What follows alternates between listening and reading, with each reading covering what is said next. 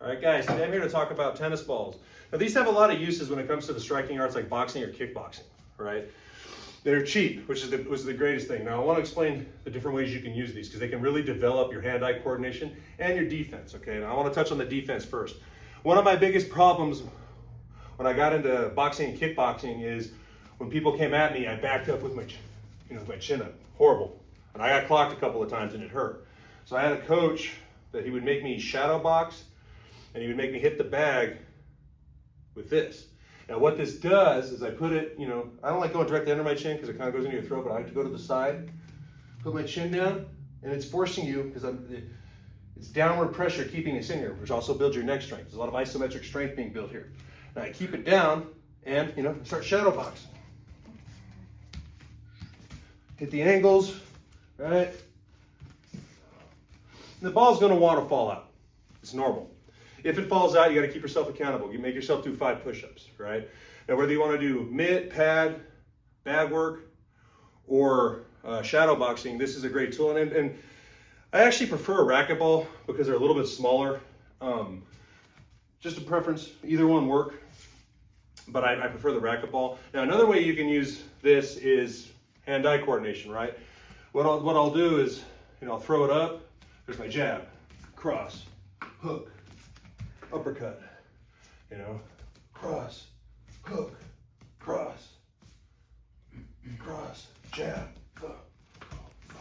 And again, hold yourself accountable. You drop it, make yourself do push-ups, squats, sit-ups, something. There's so many great uses for this, and it doesn't cost anything. This is something that you guys can do in the gym if you want, or if you want to do at home, right?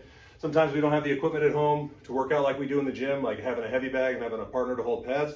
But you can put this underneath here and shadow box for a round, right? You can also find an area and just force yourself. If you really want to challenge yourself, if you have 2 tennis balls, keep one under your chin while you do this timing-based stuff, right? Great tools, very inexpensive.